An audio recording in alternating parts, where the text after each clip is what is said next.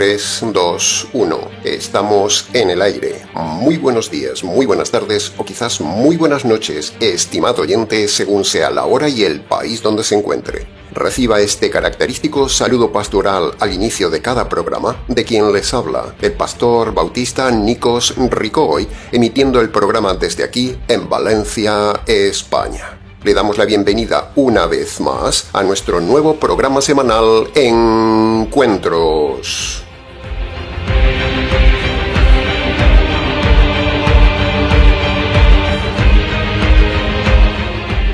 Estamos ya, estimado oyente, en el programa número 12 del estudio expositivo de la primera carta de Pedro. En el programa de hoy continuaremos con el estudio de los versículos 22 al 25, llegando así ya al final del estudio del capítulo 2 y lo haremos nuevamente, como siempre, de forma expositiva para su mejor comprensión.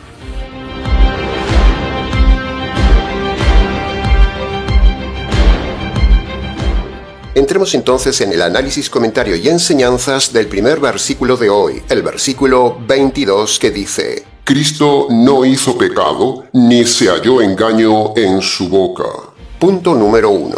Si Cristo no hizo pecados nunca, estimado oyente, la pregunta automática al estudiar el texto es: ¿cuál o cuáles son las razones de no haber pecado nunca? Bueno, hay 3 razones teológicas por las cuales el Señor Jesús no pecó nunca. Algo increíble. Primera razón: Jesús nunca pecó porque tenía una naturaleza perfecta. El Señor Jesús fue fecundado de forma milagrosa y no de forma humana normal. El óvulo y el esperma humano tienen una maldición: el pecado. Si Jesús hubiera nacido de José y María, hubiera sido como usted y como yo, y hubiera pecado. Entonces, Jesús no serviría como Salvador. Pero el Espíritu Santo diseñó un óvulo perfecto y un esperma perfecto para que cuando María en su libre albedrío aceptara la voluntad de Dios, pondría dentro de ella ese óvulo y esperma perfectos que empezaría a crecer dentro de ella como un hombre perfecto. Y dentro de ese cuerpo llamado Jesús que estaba creciendo dentro de María, esa parte corporal física humana, dentro se mete Cristo, el Hijo de Dios. Y así tenemos a Jesucristo, Dios y hombre a la vez. Algo maravilloso. El hecho de que el vientre de María fuera el nido donde creció Jesús no implica, biológicamente hablando, que María le transmitiera su herencia pecaminosa. No. El ADN de Jesús no se mezcló con el ADN de María, un ADN que era contaminado. Por eso aprovechamos para derribar una vez más la doctrina hereje y falsa católico-romana de la Inmaculada María. María no fue inmaculada en ningún sentido, estimado oyente. María fue contaminada por el pecado de Adán y Eva que llegó hasta ella, y María no fue inmaculada ni virgen después de Jesús, porque María tuvo hijos como cualquier mujer de su tiempo, dice la Escritura. Es más, la Biblia dice que Jesús tuvo hermanos. María dejó de ser virgen cuando Jesús nació. Es pura lógica biológica, necios teólogos católicos. Deberían estudiar un poco de biología humana antes de decir sandeces. La virginidad se pierde de 2 formas, tanto de fuera hacia adentro como de adentro hacia afuera. Así que, señores católicos, no se hagan ilusiones sobre su diosa, porque su diosa es humana, no divina. No tenemos tiempo de extendernos en esta falsa doctrina católica de María, pero sí nombramos este punto para usted con firmeza. Y si usted quiere indagar más en el tema, escríbanos. Segunda razón por la cual Jesús nunca pecó. Jesús, para salvarnos, debía ser hombre sin debilidades, sin naturaleza pecadora, etcétera, etcétera, para que pudiera cumplir la ley. Para que Jesús pudiera salvarnos, no solo tenía que aparecer en el mundo como aparece un ángel de repente, y luego lo llevan a la cruz, no, sino que él debía cumplir toda la ley en las diferentes etapas humanas, desde el nacimiento hasta su edad madura. Y así fue. Si Jesús no cumplía toda la ley, no tendría credibilidad su obra salvadora. Pero al cumplir toda la ley, demostraba que era hombre perfecto y así poder pasar a la tercera razón. Y esa tercera razón es: Jesús nunca pecó para poder recibir el castigo del culpable. Al no tener ninguna culpa, al no tener ningún delito delante de Dios, al haber cumplido toda la ley de Dios, entonces estaba acreditado para poder ofrecerse a recibir la justicia de Dios que el hombre debería recibir por no cumplir la ley de Dios. Cristo tenía que demostrar que era inocente y que era perfecto, que no tenía culpa para poder ofrecerse como sustituto del culpable. ¿Y cómo sabemos que Jesús nunca pecó? Pues sencillo, porque resucitó. Si hubiera pecado, Dios lo hubiera dejado en la tumba como todos los líderes. ¿Se da cuenta de lo admirable de todo esto, estimado oyente? Tuvo que haber sido maravilloso poder ver, convivir y observar al único hombre perfecto que pisó esta tierra después de la caída.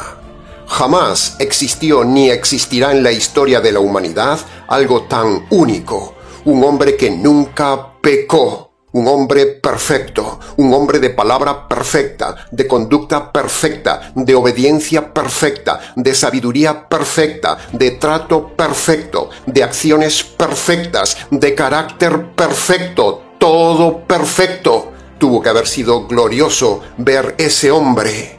Pero sin embargo, la grandísima mayoría de los que lo rodearon no lo vieron así, aunque Juan dijo, vimos su gloria. Pero la gente ciega, burda, vulgar, básica, asquerosa, materialista, interesada, solo estaba eso, interesada en la salud y el estómago, como brutos animales, y no vieron lo glorioso de ese hombre perfecto y maravilloso. Solo miraban que ese hombre les podía quitar su necesidad, les daba de comer y los sanaba. Así hacen las sectas pentecostales, solo se acercan al Señor por salud, comida y milagros. Basura de gente. No ven nunca la gloria de un hombre maravillosamente perfecto.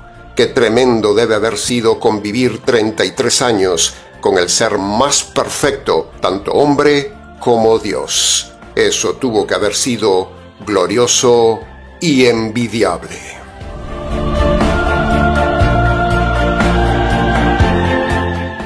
Punto número 2. Entonces, hablando de esto de no pecar, no podemos dejar de hacerle las necesarias preguntas reflexivas. ¿Cuántos pecados ha hecho usted en su vida y cuánto engaño ha habido en su boca a lo largo de su vida, estimado oyente? Abajo, en la descripción del vídeo, le dejamos una lista modelo de unos 120 pecados para que usted los repase tranquilamente y así no se haga muy largo el mensaje. Repase la lista. Ahora, si usted ha cometido esa infinidad de pecados en su vida, eso nos lleva irremediablemente al tercer punto. Punto número 3. Entonces, vayamos al tema clave. ¿Sabe usted cómo se perdonan todos esos pecados, estimado oyente? Si usted es católico, me dirá que por medio de la confesión del sacerdote. Pero el sacerdote es un hombre tan pecador como usted que no puede absolverle de sus pecados. Por lo tanto, el sistema católico del perdón de los pecados es falso, no le vale. Si usted es calvinista, me dirá que por medio del arrepentimiento y la fe en Jesucristo, lo cual también es falso. Parece verdad, pero no le perdona los pecados. Si usted es adventista, me dirá que por la fe en Jesucristo, por cumplir el sábado y por cumplir los mandamientos, lo cual también es falso. Si usted es pentecostal, me dirá que los pecados se perdonan pidiéndole perdón a Dios, arrepintiéndose de todo corazón ante Dios, o por medio de la oración del pecador, lo cual todo esto es también falso. Si usted es seguidor de algún rabino moderno, de estos que están ahora de moda, que siguen fieles al Antiguo Testamento y que no creen en Jesús el Mesías, sus pecados están sin perdonar. Y así podríamos seguir con todas las sectas cristianas de hoy que no saben cómo se perdonan correctamente los pecados. Ellos tienen sus teorías, pero esas teorías no son bíblicas. Entonces, sus pecados están sin perdonar. Entonces volvemos a la pregunta, ¿cómo se perdonan sus pecados, estimado oyente? La pregunta clave. ¿Tiene usted sus pecados perdonados? ¿Está seguro del perdón de sus pecados? Si ahora mismo Dios le quitara la vida, ¿qué pasaría con sus pecados sin perdonar? ¿Se da cuenta de la importancia de la pregunta? Pregúntele a su pastor cómo se perdonan los pecados y verá que responden totalmente diferente a lo que enseñamos y a lo que enseña la Biblia. El problema más grande que cada ser humano tiene son sus pecados. Pero si los pastores no enseñan correctamente cómo se perdonan los pecados, entonces ellos y su audiencia acabarán en el abismo de oscuridad y fuego eterno. Las sectas que hemos nombrado antes no ayudan a la gente a obtener el perdón de los pecados. Entonces, pastor, dígame ya, ¿cómo se perdonan los pecados? Bueno, si me lo pregunta es porque no lo sabe. Y si no lo sabe, entonces tiene un grave problema y ahora mismo usted está perdido. Acompáñenos hasta el final del mensaje y allí le daremos la respuesta verdadera, bíblica y correcta para el perdón de los pecados. Quédese con nosotros hasta el final.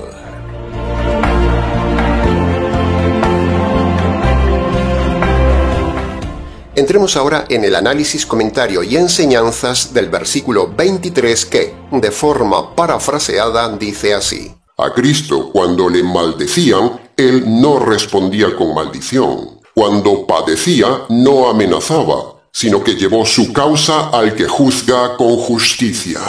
Punto número 1. Aunque nos traten con maldición o con maldad, eso no quita que podamos hacer dos cosas. Preste atención. Primero, no quita que uno denuncie la injusticia ante la autoridad humana. Ya hemos dicho que el cristiano no es tonto, recibe la injusticia, pero no se queda ahí, sino que apela, denuncia y recurre a la justicia humana para que se haga justicia, tal como dice aquí el texto. Jesús llevó su causa a la justicia divina por haber sido juzgado injustamente. Dice el texto, llevó su causa al juez supremo, Dios. Entonces sigamos este modelo. Hagamos lo mismo que hizo Jesús cuando sea oportuno. Lleve su causa ante la justicia humana. Segundo, que le maldigan o le hagan maldad no quita que usted pueda defenderse ante el agresor, aunque vivamos en una democracia que culpa a uno por defenderse. Si tiene que pegar, pegue. Y si tiene que matar para defensa de los suyos y suya, hágalo, aunque los progresistas políticos basura lo metan luego en la cárcel. Defienda su vida y la de los suyos. Pero pastor, en estos países latinos es inútil llevar algo a la justicia. El delincuente tiene más derechos que los inocentes. Los políticos progresistas que tenemos en Latinoamérica o los dictadores que tenemos han invertido la justicia y no defienden al inocente. Bueno, tiene toda la razón, estimado oyente. Aquí en España, tristemente, también es así. Los delincuentes viven mejor vida que los ciudadanos honestos. La policía es una marioneta de los políticos. Los jueces son unos flojos. Tanto estudiar justicia para nada. Los delincuentes se ríen de los jueces, los delincuentes se ríen de las víctimas y se ríen en la cara de la policía. Así es el progresismo político falso de esta falsa democracia. Una injusticia, una basura. La política es eso, injusta y basura. Por eso hay que ser muy necio para votar a un político que luego permite que la policía sea un títere y los malos vivan mejor que los buenos. No nos metemos en política, lo hemos dicho muchas veces, pero sí denunciamos la política libertina, injusta y progresista de la falsa democracia, que como siempre decimos, es más bien una demoníacocracia.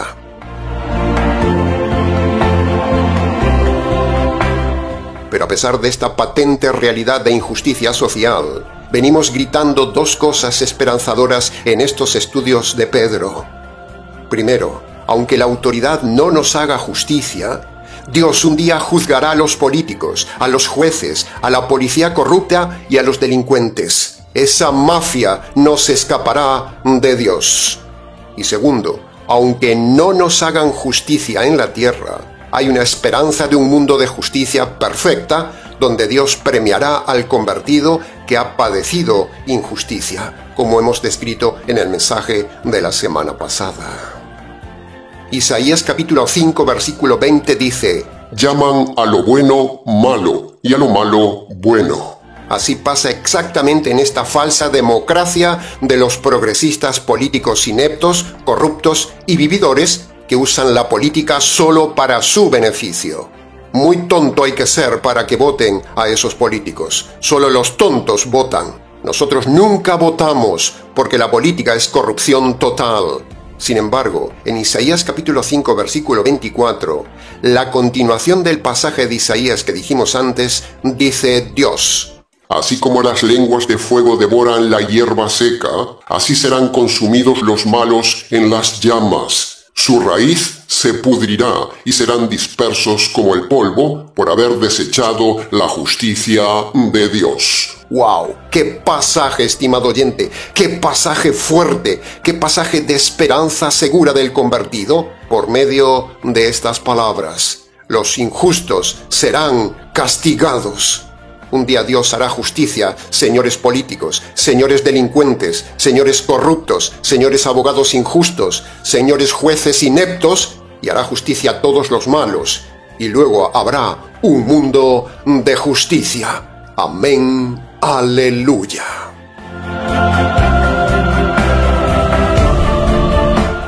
Punto número 2 del versículo 23. El cristiano no es tonto, estimado oyente, no es menso. Es manso, pero no menso. Si a usted le han enseñado que el cristiano debe callar todo, debe soportar todo, le han engañado. Muchas iglesias enseñan que el cristiano tiene que soportar todo, sobre todo en el caso de las mujeres maltratadas en sus matrimonios. Nada más lejos de la verdad. Al contrario, el cristiano es peleador, defiende la justicia, defiende la verdad. Es el que más debe defender la justicia ante los impíos, tal como hacemos nosotros en el canal. Por lo tanto, esta es una buena ocasión para aclarar el manipulado tema de poner la otra mejilla. Muchas veces nos han hecho esta pregunta: Pastor, ¿qué es eso de poner la otra mejilla? Bueno, lo hemos explicado algunas veces en el canal, pero ahora procede repetirlo. Preste atención. Cuando Jesús habla de poner la otra mejilla, primero, Jesús no dice que siempre haya que poner la mejilla ante la injusticia. El pasaje no lo dice. Los religiosos sí lo dicen, pero Jesús no lo dice. Porque si usted pone siempre la otra mejilla, ese acto repetitivo de poner y poner la mejilla se convertiría en abuso. Y si usted permite el abuso, eso sería una injusticia. Usted estaría pecando. Segundo, en el pasaje de la mejilla, Jesús no dice que no haya que denunciar esa injusticia. No lo dice. Y tercero, lo que Jesús dice y el pasaje significa es esto. Preste atención.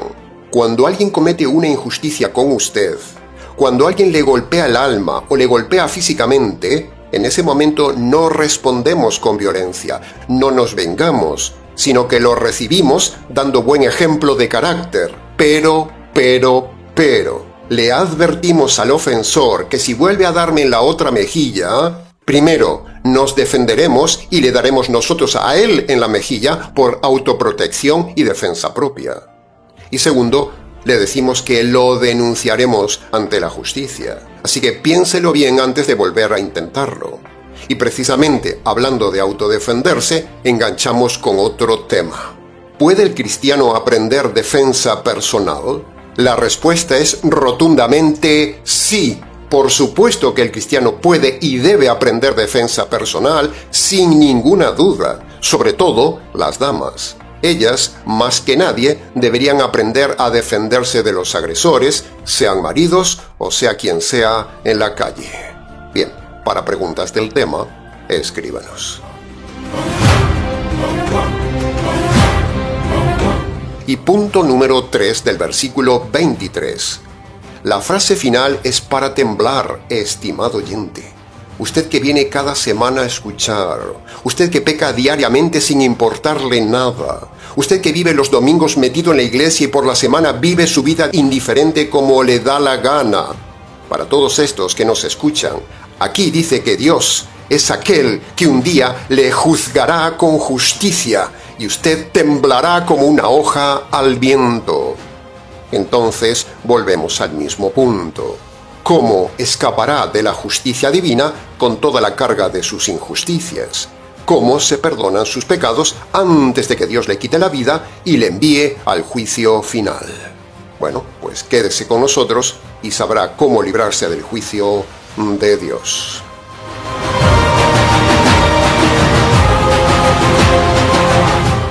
Entremos ahora en el análisis, comentario y enseñanzas del versículo 24 que dice así: Cristo llevó nuestros pecados en su cuerpo sobre el madero, para que nosotros podamos estar muertos a los pecados y vivir en justicia, y por cuya llaga somos sanados. Punto número 1. Preste atención a esta revelación que le vamos a dar para comprender mejor esta parte de la palabra de Dios. Pecados. La palabra pecados es lenguaje judío. Pedro usa esta palabra porque Pedro le está escribiendo a judíos que conocían esa palabra pecados del Antiguo Testamento. Pero, un gentil, un pagano, no conocía la palabra pecados. Por eso nosotros usamos la mayoría de las veces, cuando compartimos con la gente la salvación, usamos la palabra delitos o injusticias, porque nuestra audiencia es gentil y como tales debemos hablarles con lenguaje jurídico, no con lenguaje religioso ni judaico. El lenguaje religioso es para los judíos, como en este caso, pero a los gentiles hay que hablarles en lenguaje jurídico. Por eso decimos muchas veces que es importante conocer el contexto de la carta para comprender el texto y no ser engañados por los pastores, sacerdotes y rabinos. Pedro es un apóstol muy mal usado por los pastores del día de hoy, porque Pedro le escribió a judíos y los pastores no tienen esto en cuenta. Y entonces toman los pasajes de Pedro a los judíos y se lo aplican a usted que es gentil. Pero eso es errado y es pecado. Si Pedro le escribiera a gentiles, debería usar como Pablo términos jurídicos, así como lo hacemos nosotros en el Ministerio Tinajas. Pero pastor, eso no es así como usted lo dice, porque Pablo en sus cartas a los gentiles, por ejemplo Éfeso o Colosas, usa también la palabra pecados. Bueno, es verdad, estimado oyente, pero no se acelere, porque se olvida que las cartas a los gentiles las escribe Pablo después de estar ya convertidos. Por lo tanto, ahora ellos ya conocían las palabras pecados. Por eso Pablo usa la palabra pecados en sus cartas a los romanos, a los efesios, a los colosenses, etcétera, etcétera, que eran gentiles. Pero antes, cuando Pablo los conoció y les predicó por primera vez el Evangelio a los gentiles, por ejemplo en Atenas o en Corinto, Pablo no usó la palabra pecados, sino delitos, injusticias, juez, juicio, justicia, etc. Palabras jurídicas del Dios juez. Tal como vemos, por ejemplo, en Hechos capítulo 17, versículo 31. Dice Pablo: Dios ha establecido un día en el cual juzgará al mundo con justicia. Ve, ahí lo tiene. El término jurídico a los gentiles de Atenas. Por lo tanto, antes de la conversión de alguien, le hablamos de delitos y de injusticias. Hablamos en términos jurídicos. Pero después de la conversión, sí ya podemos hablar en términos bíblicos, en términos de pecados, que es lo que sucedió con Pablo en sus cartas. Ahora sí todo encaja, estimado oyente, y esa es la razón por la cual en el Ministerio Tinajas no hablamos como Pedro de pecados, sino como Pablo a los gentiles en términos jurídicos, como usted puede ver en pantalla. Para preguntas del tema, escríbanos.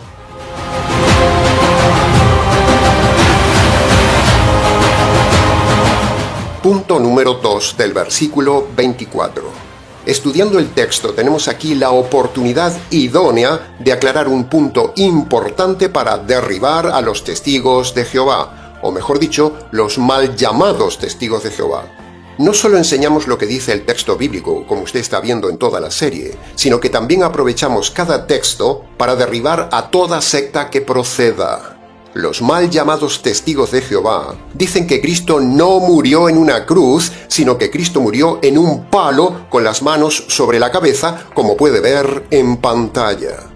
Ellos, tomando la palabra madero que usa aquí Pedro, se excusan en la teoría del palo y niegan la cruz física. Ellos dicen que un madero no es lo mismo que una cruz. Por eso los testigos han cambiado todo el Nuevo Testamento donde dice cruz, lo cambian poniendo la frase madero de tormento. ¡Falsos!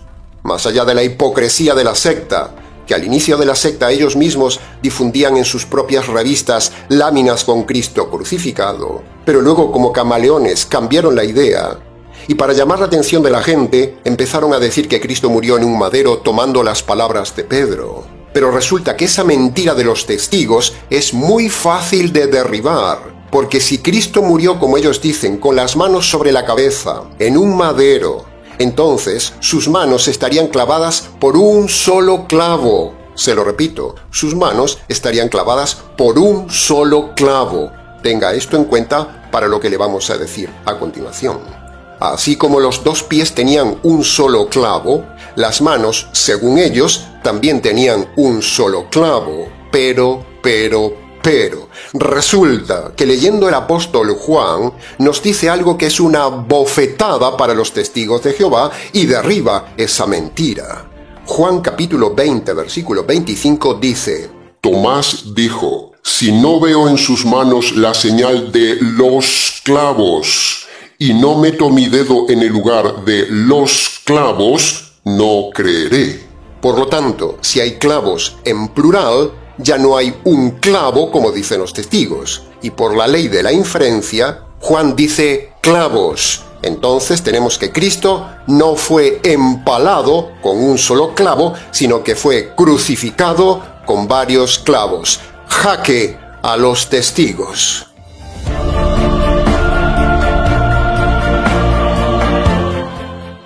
Punto número 3.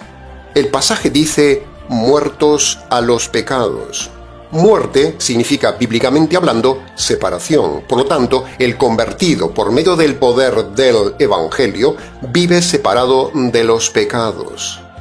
Si usted dice que se convierte, no puede seguir robando, mintiendo, envidiando, teniendo celos, siendo soberbio, terco, maleducado, egoísta, desagradecido, feminista, homosexual, adúltero, andar de cama en cama, ser trans, ni gordo, ni político, ni trabajar en lugares pecaminosos, ni puede bailar, ni puede ser una mujer sensual, ni puede mentir, ni puede ser una mujer charlatana, ni puede ser un marido machista, ni puede ser vago, ni puede ser bebedor, ni jugador, ni puede seguir con su amante, ni puede hacer 1000 cosas más, porque eso es vivir en pecado, no morir a los pecados. El poder del Evangelio le hace vivir muerto a los pecados, porque si usted se ha convertido, usted tendrá poder sobre los pecados, en lugar de que los pecados tengan poder sobre usted. ¿Quiere ver si usted se ha convertido? Mire si usted le gana a los pecados o los pecados le ganan a usted. Entonces la pregunta práctica y oportuna es: ¿vive usted en pecados o vive muerto a los pecados? ¿Los pecados le controlan a usted o usted controla los pecados? En las iglesias se vive en pecados porque no tienen el verdadero evangelio, el cual es el poder de Dios sobre los pecados. Para preguntas del tema, escríbanos.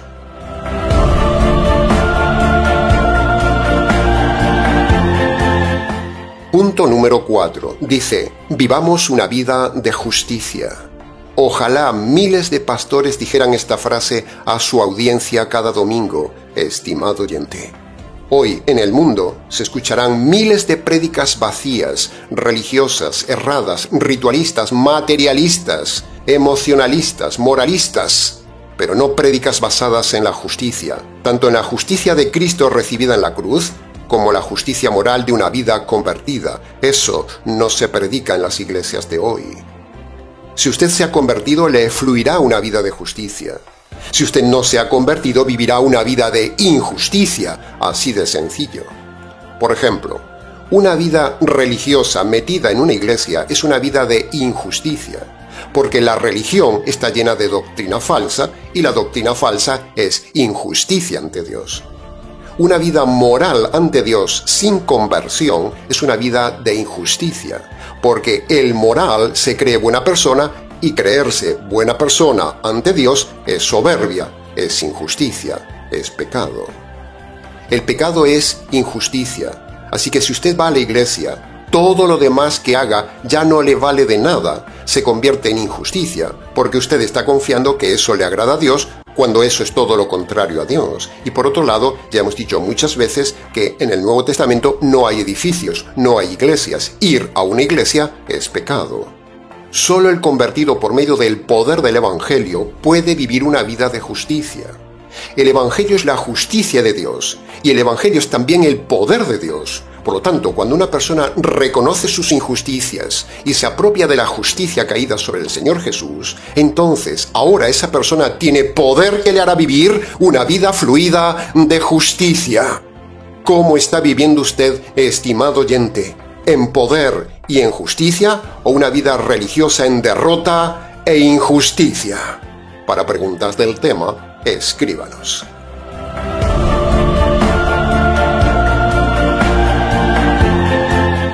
Y punto número 5 del versículo 24. Pedro habla de la llaga. Isaías capítulo 53, versículo 5, también habla de su llaga. De hecho, Pedro lo toma de Isaías. Pero la religión ignorante no lee el texto con cuidado y habla de sus llagas. La cosa cambia si es llaga o si es llagas. La llaga se refiere a su alma y las llagas se refieren a su cuerpo. Pero el texto nunca habla de llagas físicas como hacen los lobos, los pastores, los sacerdotes y algunos rabinos. Como hemos dicho la semana pasada, Cristo no sufrió físicamente en sus llagas del cuerpo, sino que Cristo sufrió en la llaga de su alma cuando la espada de la justicia de Dios se clava en su alma para recibir la justicia que usted merece por sus injusticias.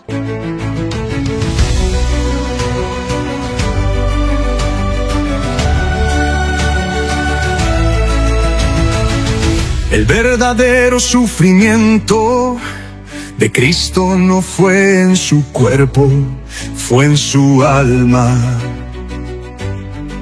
Fue en su alma.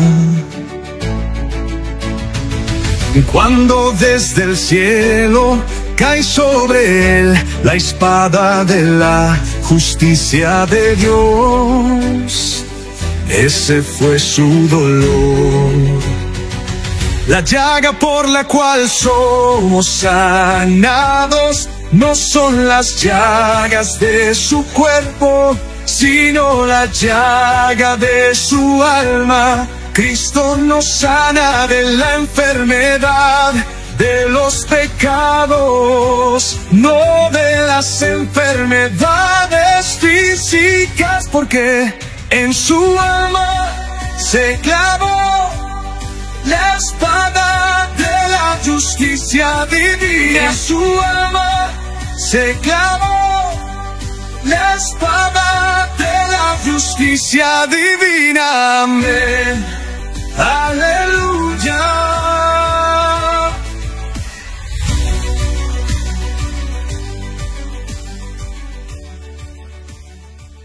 Cristo no vino para sanar físicamente a nadie, estimado oyente. Los pentecostales son hechiceros mentirosos.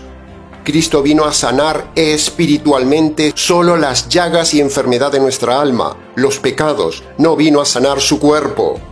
Por eso Pedro asocia llaga con pecados en el texto. Léalo. Pedro no dice ni llagas de su cuerpo, ni dice enfermedades. Pedro dice llaga y pecados. Lo dice claramente el versículo. Por eso decimos sin rubor que los pentecostales son una mafia del engaño y de la manipulación de la palabra de Dios, usando la necesidad de la gente para engañarlos con esto de que son sanados físicamente por las llagas de Cristo. Para preguntas del tema, escríbanos.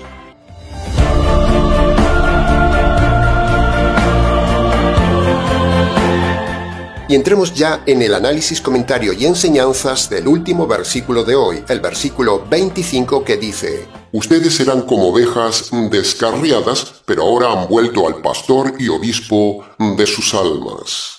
Punto número 1. La frase no dice lo que parece, estimado oyente. Se lo repito.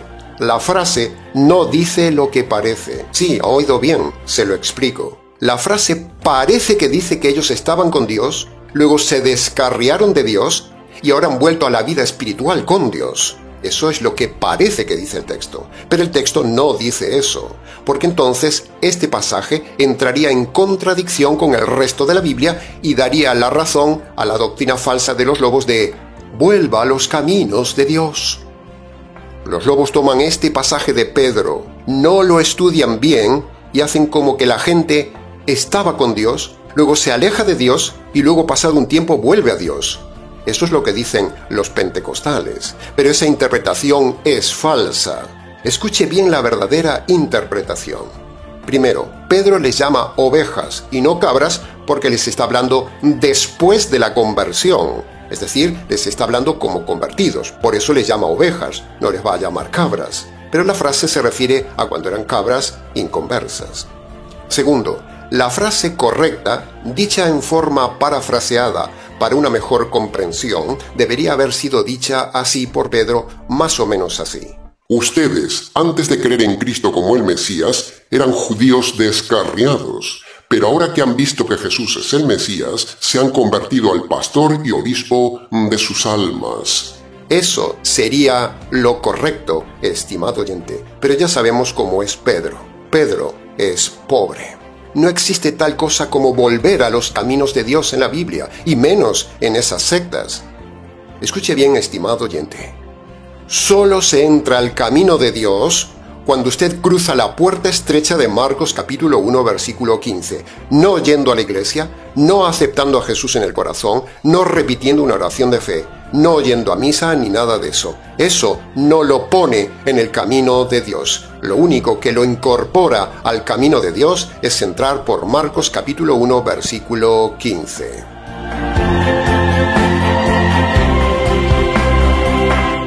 Ahora mire lo que suele suceder normalmente en la vida de iglesia. Una persona, por la razón que sea, se mete en una iglesia. Bien por sus padres, por amigos, por curiosidad, por temor de Dios, por lo que sea. Esa persona se mete en una iglesia, va un tiempo a la iglesia, pero luego le aburre, le cansa, le atrae el mundo, conoce a alguien que lo va arrastrando poco a poco fuera de la iglesia, empieza a pecar y así sucesivamente hasta que se va de la iglesia y vive la vida en el mundo. Al tiempo, el novio la deja, la vida del mundo le cansa, reflexiona y entonces se propone volver a la iglesia. Entonces el pastor ve a la persona que está nuevamente en la iglesia y desde el púlpito dice: «Hoy tenemos entre nosotros hermanos, hermanas que han vuelto a los caminos de Dios». Entonces la persona llora, pasa al frente, dice que se entrega nuevamente a Dios, se compromete a ir a la iglesia, etcétera, etcétera. Y toman eso como volver a Dios, cuando nunca estuvo en los caminos de Dios, y ese sistema no es estar en los caminos de Dios, son los caminos falsos de la religión. Esa persona siempre estuvo perdida, porque estar en una iglesia no es estar en los caminos de Dios, y volver a una iglesia no es volver a Dios. O quizás un pastor falso se encuentra con alguien en la calle que antes iba a la iglesia y entonces le dice: «Hermano, hace tiempo que no lo vemos en la iglesia. Vuelva a los caminos de Dios». Estar en una iglesia no es estar en los caminos de Dios, estimado oyente, lo hemos dicho, es estar perdido. Y volver a una iglesia es continuar estando perdido, porque las iglesias de hoy no son de Dios, dado la doctrina que tienen, doctrina falsa. ¿Cómo van a ser de Dios los católicos, los calvinistas, los pentecostales, los adventistas, los mormones, los presbiterianos, los anglicanos, los mesiánicos y los rabínicos? ¿Cómo van a ser de Dios si son una sarta de mentirosos y herejes que tienen doctrina equivocada, a cual peor?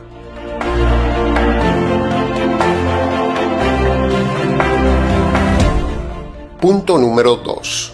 Pedro habla aquí de pastor y obispo y en el capítulo 5, versículo 5, añade ancianos. Así que, brevemente, aprovecharemos para aclarar estos tres títulos de un líder. El líder de una iglesia debe ser pastor, obispo y anciano, las tres funciones a la vez. El término popular pastor se refiere a guiar, dirigir, cuidar, digamos, las funciones típicas de un pastor de campo. Ahora, el término bíblico obispo significa más bien vigilante, estar atento a que los lobos no ataquen a las ovejas y espantar a los lobos del entorno de las ovejas. Eso es ser obispo. Y el término anciano es otro título del líder que implica sabiduría. Es decir, el líder no solo tiene que enseñar la conducta y la doctrina a las ovejas, sino también enseñarles la sabiduría de la vida cristiana. El anciano debe enseñar a las ovejas a tomar decisiones, a dar consejos y a corregir a la oveja en decisiones y actitudes erradas. Eso es un verdadero anciano, aunque no tenga edad de anciano. Aquí la palabra anciano no se refiere a la edad, sino a la sabiduría. Una persona puede ser joven y sabia, o incluso puede ser de edad y necia. La edad no es el tema. En fin, todo esto es lo que un líder debe ser y hacer.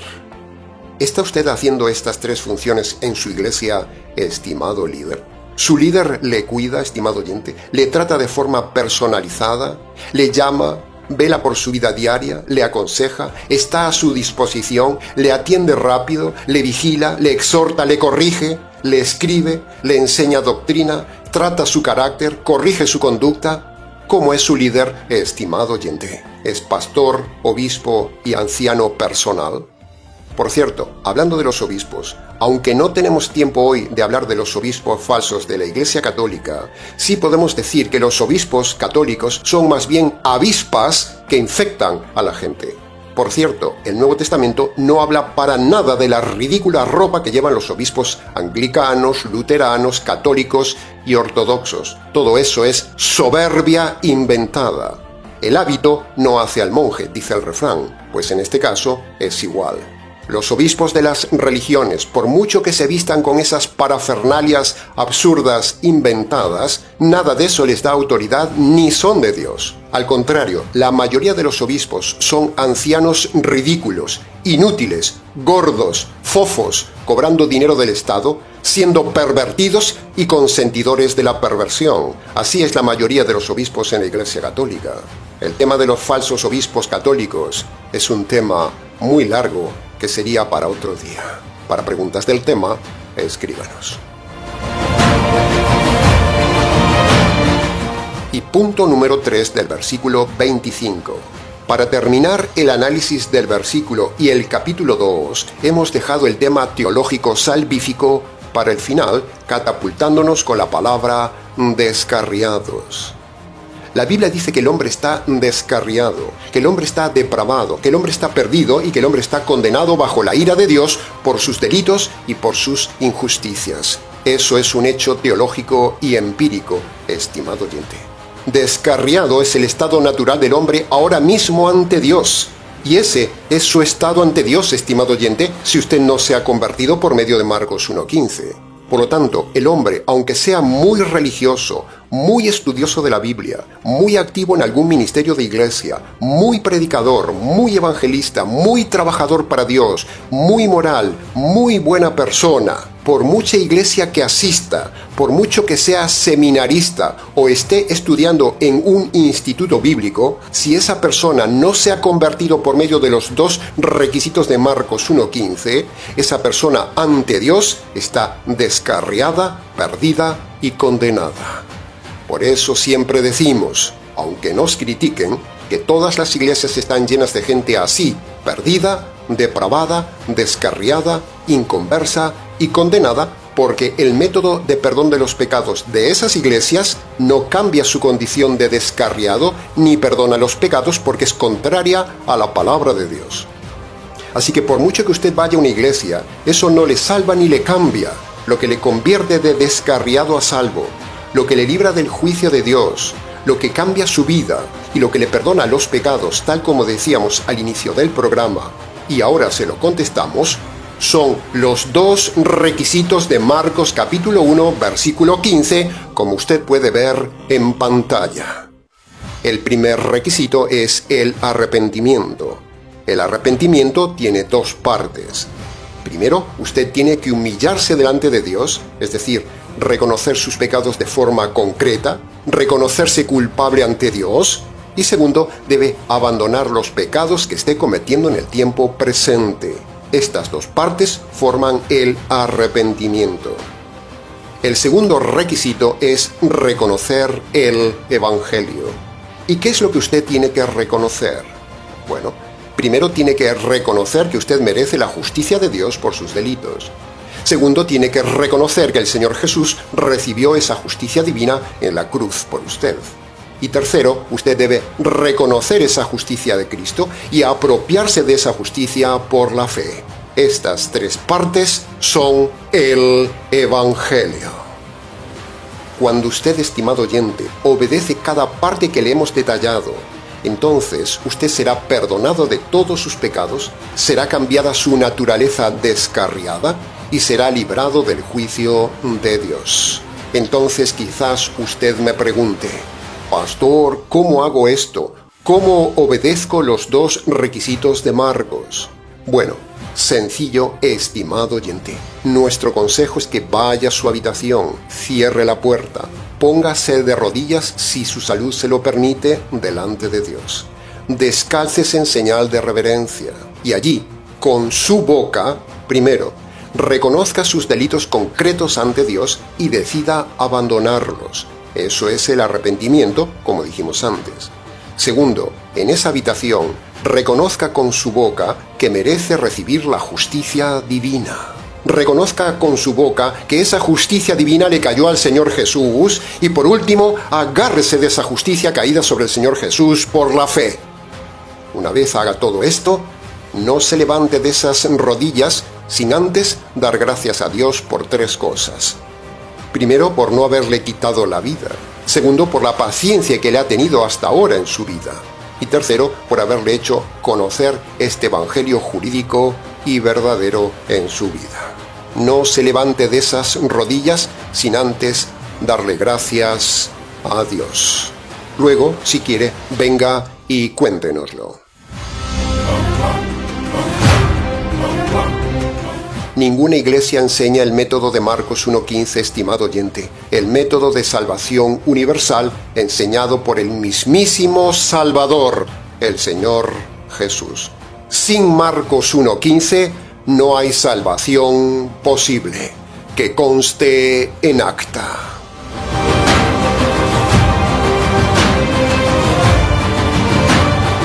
Bien, se nos ha ido el tiempo del programa una vez más, estimado oyente.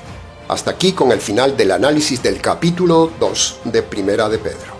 Hemos analizado ya 50 de los 105 versículos de la carta de Pedro. Mucho más se pudo haber dicho en el estudio de hoy, pero, como siempre decimos, creemos que, con lo dicho, ha sido suficiente para su enseñanza y su reflexión. Para preguntas de cada tema, escríbanos ministeriotinajas@gmx.es.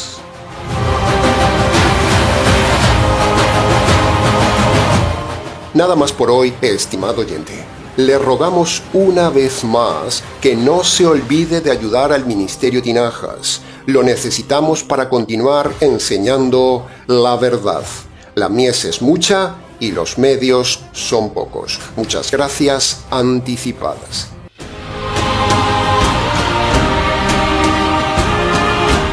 Les ha compartido este mensaje quien les habla, el pastor bautista Nikos Ricoy, emitiendo el programa desde aquí en Valencia, España.